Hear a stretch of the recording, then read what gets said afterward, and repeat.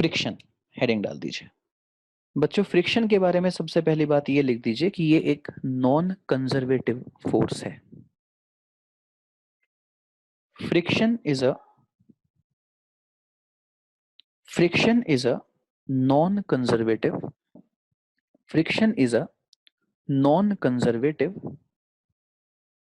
Self adjustable friction is a non conservative self adjustable force. तुम लोग ये non conservative का मतलब समझे? एनी वन ऑफ यू हाथ उठाओ जो मुझे नॉन कंजर्वेटिव बता पाए क्या होता है। Conservative force, non conservative force क्या होते हैं? Any one of you? कोई नहीं जानता? शुभ्रा क्या लिखा है? Changes according to situation. और नमन आप कुछ कहना चाहते हैं? बोलिए नमन।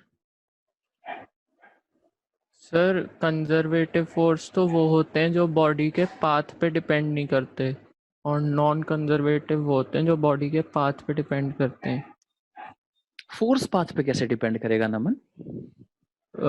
सर जैसे ग्रेविटी जो है वो हम किसी भी उससे ले आए, हम पाथ से ग्रेविटी ग्रेविटी का जो पाथ से ले फोर्स, आए?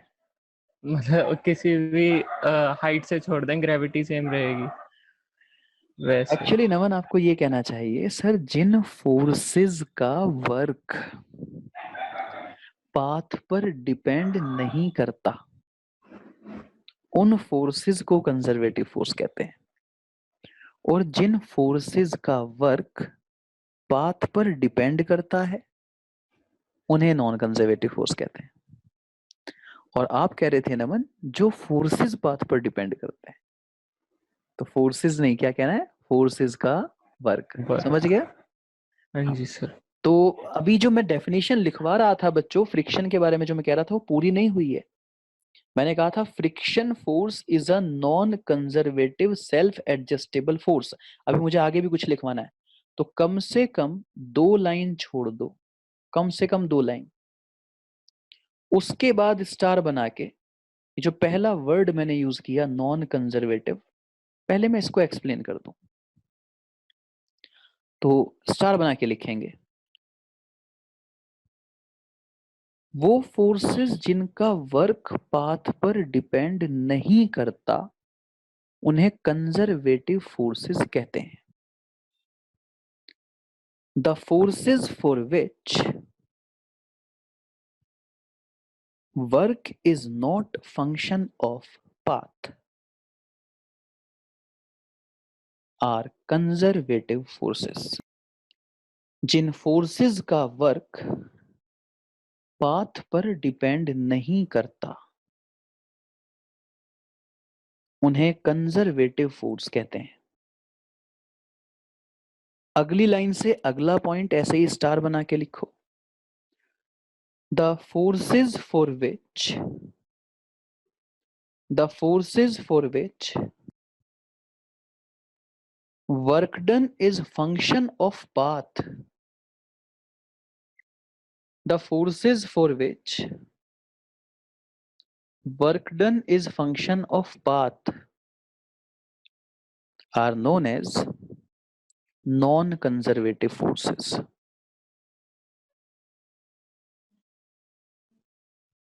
Are known as non-conservative forces. Jin forces का वर्क पाथ पर डिपेंड करता है उनको नॉन कंजर्वेटिव फोर्सेस कहते हैं, और जिन फोर्सेस का वर्क पाथ पर डिपेंड नहीं करता उनको कंजर्वेटिव फोर्सेस कहते हैं। इसकी बहुत प्रैक्टिस हम लोग वर्क पावर एनर्जी चैप्टर में करेंगे जो भी थोड़ा आगे है, अभी सिर्फ डेफिनेशन ही काफी है। बच्चों जब किसी सिचुएशन में नॉन कंजर्वेटिव फोर्सेस आ जाते हैं तो फिर उस सिस्टम की मैकेनिकल एनर्जी कंजर्व्ड नहीं रहती। मैकेनिकल एनर्जी केवल तब तक ही कंजर्व्ड रहती है जब तक सिस्टम में कोई नॉन कंजर्वेटिव फोर्स का इन्वॉल्वमेंट नहीं होता। नॉन कंजर्वेटिव फोर्स के आ जाने से मैकेनिकल एनर्जी कंजर्व नहीं रहती, क्योंकि मैकेनिकल एनर्जी का कुछ हिस्सा नॉन कंजर्वेटिव फोर्सेस के अगेंस्ट वर्क में खर्च हो जाता है और वो नॉन मैकेनिकल एनर्जी की फॉर्म में कन्वर्ट हो जाता है। और नॉन मैकेनिकल एनर्जी का बेस्ट एग्जांपल हीट है। आप जानते हैं कि जब जैसे गाड़ियां चलती हैं, फ्रिक्शन होता है, तो वहां फ्रिक्शन की वजह से टायर गर्म हो जाते हैं, हीट प्रोड्यूस होती है। तो ये मैकेनिकल एनर्जी का ही कुछ हिस्सा नॉन मैकेनिकल एनर्जी में कन्वर्ट हुआ है। ओके, इतनी बात समझ में आ गई? जल्दी से कमेंट बॉक्स में बता दो डेफिनेशन समझ में आ गई हो तो। नॉन कंजर्वेटिव कंजर्वेटिव क्या होते हैं? नव्या किस चीज का एग्जाम्पल मांग रहे हैं बेटा? कंजर्वेटिव और नॉन कंजर्वेटिव का? ग्रेविटेशनल फोर्स कंजर्वेटिव फोर्स है नव्या। ग्रेविटेशनल फोर्स कंजर्वेटिव फोर्स है, इलेक्ट्रिक फोर्स कंजर्वेटिव फोर्स है, मैग्नेटिक फोर्स कंजर्वेटिव फोर्स है, फ्रिक्शन नॉन कंजर्वेटिव फोर्स है, air resistance non conservative force है।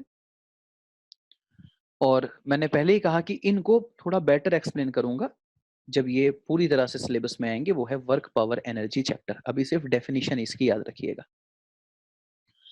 तो मैं वापस अपने पहले स्टेटमेंट पे जा रहा हूं। तो मैंने लिखवाया था कि friction force is a non conservative self adjustable force. Okay, अच्छा, any one of you friction क्या होता है? कौन बच्चा मुझे बताना चाहेगा क्या होता है फ्रिक्शन? कोई भी आप में से जो सिंपल लैंग्वेज में मुझे बताए कि फ्रिक्शन क्या होता है। हाँ दिव्यानी, मैं भी बताऊंगा उसका मीनिंग भी। पहले तुम लोग मुझे बताओ फ्रिक्शन क्या होता है। ऐसा तो है नहीं तुमने फ्रिक्शन पहली बार सुना है, जानते तो तुम हो ना थोड़ा बहुत उसे। तो बता दो क्या होता है। Yes Navya, unmute and speak. Sir जब दो फोर्सेस जैसे मूव कर रहे हैं उनके बीच में जो भी रेजिस्टेंस होता है सर, जो फोर्स मतलब रेजिस्ट करती है मूवमेंट को, फॉरवर्ड मूवमेंट को, सर वही फ्रिक्शन होता है।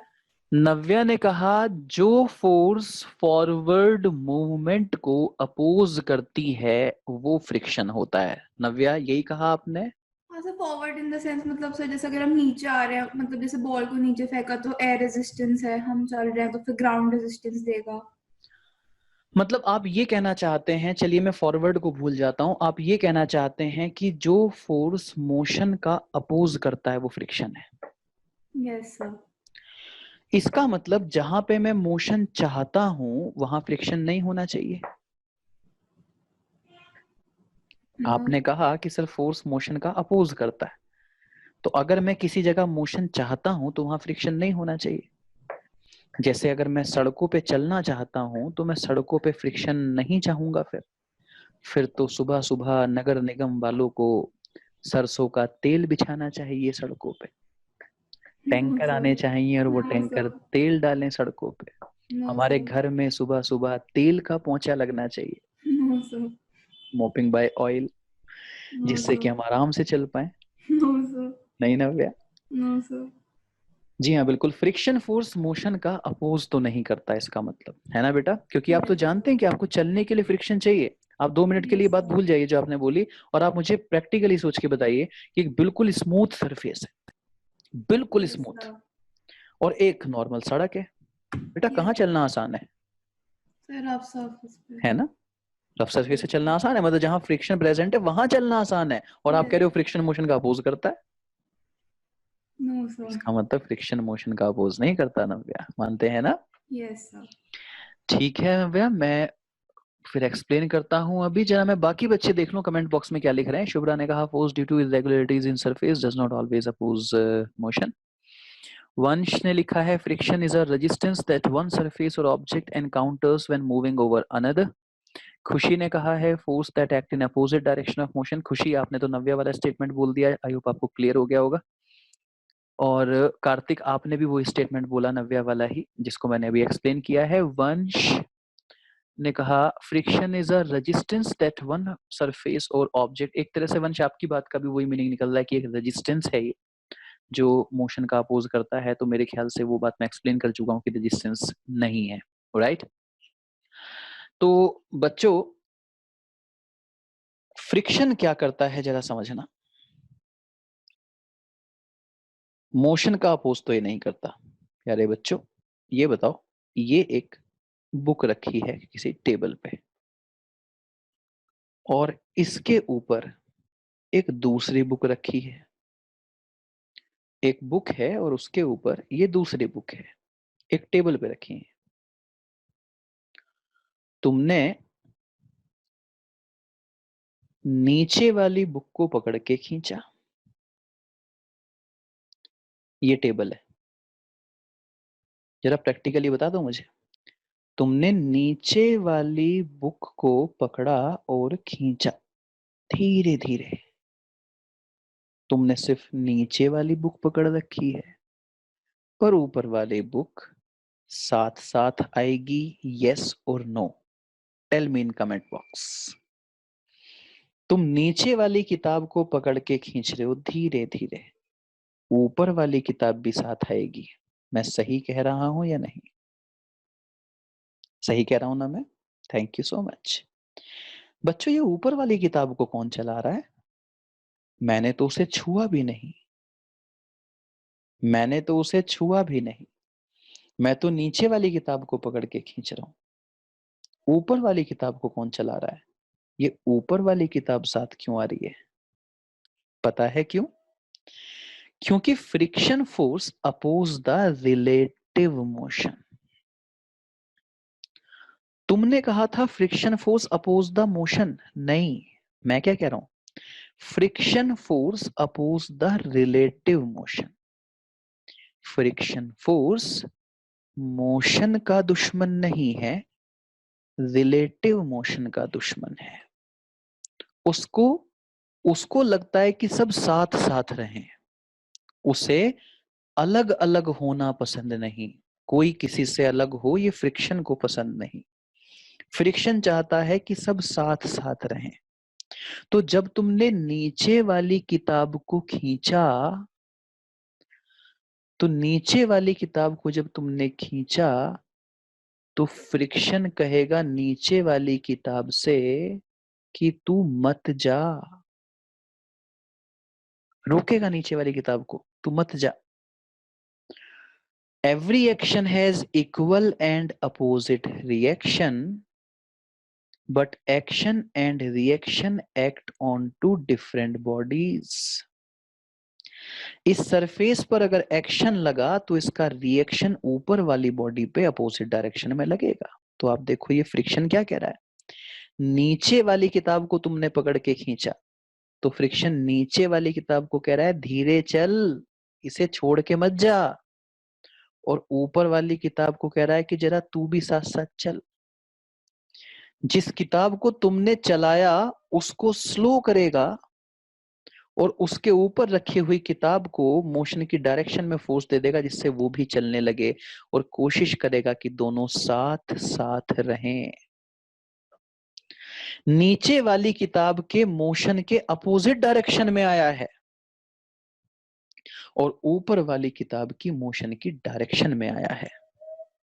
नीचे वाली किताब के मोशन को अपोज कर रहा है, ऊपर वाली किताब के मोशन को सपोर्ट कर रहा है।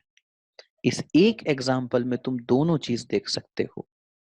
फ्रिक्शन इस ऑब्जेक्ट के मोशन को अपोज कर रहा है, तुम आगे खींच रहे हो, पीछे लग गया, और इस ऑब्जेक्ट के मोशन को सपोर्ट कर रहा है। दोनों किताब साथ साथ रहें, उसकी ये इच्छा है। अगर नीचे वाली किताब 10 मीटर पर सेकंड से चले तो उसके ऊपर रखी हुई किताब भी उसके साथ साथ 10 मीटर पर सेकंड से चले और दोनों के बीच में कोई रिलेटिव मोशन ना हो। ऐसा ना हो कि नीचे वाली किताब चली गई और ऊपर वाली वहीं रह गई, रिलेटिव मोशन ना आए दोनों में। बोलो बात समझ में आई या नहीं? तो अगर मैं तुमसे कहूं बच्चों क्या फ्रिक्शन मोशन को सपोर्ट कर सकता है, तुम बोलोगे हाँ सर। ये देखो, एक किताब के ऊपर दूसरी किताब रखो, नीचे वाली किताब को खींचो, ऊपर वाली किताब को फ्रिक्शन ही तो चला रहा है, तो फ्रिक्शन मोशन को सपोर्ट कर रहा है। फिर मैं तुमसे पूछूं क्या फ्रिक्शन कभी मोशन को अपोज कर सकता है, तो तुम बोलोगे सेम एग्जांपल में नीचे वाली किताब के मोशन का अपोज कर रहा है। तो बेसिकली फ्रिक्शन क्या कर रहा है? तेज चलने वाले को कह रहा है धीरे चल और धीरे चलने वाले को कह रहा है तेज चल, जिससे सब साथ साथ चलें, साथ साथ रहें, रिलेटिव मोशन ना हो। इसलिए friction force oppose the relative motion. बात समझ में आ गई हो तो चैट में लिखो आके। जल्दी लिखो, जल्दी जल्दी, 12:48 हो गए, तुम्हारी क्लास का टाइम भी हो गया। आई ना बात समझ में? चलो अब उस सेंटेंस को कंप्लीट कर दो जो मैं लिखवा रहा था। Friction force is a non-conservative self-adjustable force which always oppose the relative motion, which always oppose the relative motion, जो हमेशा रिलेटिव मोशन का अपोज करता है। सेल्फ एडजस्टेबल एक्सप्लेन करता हूं कल की क्लास में कि ये सेल्फ एडजस्टेबल वर्ड का क्या मतलब था, और फ्रिक्शन के बारे में अभी तो बात शुरू हुई है, अभी तो बहुत कुछ पढ़ेंगे। थैंक यू सो मच बच्चों, मिलता हूं कल तुमसे।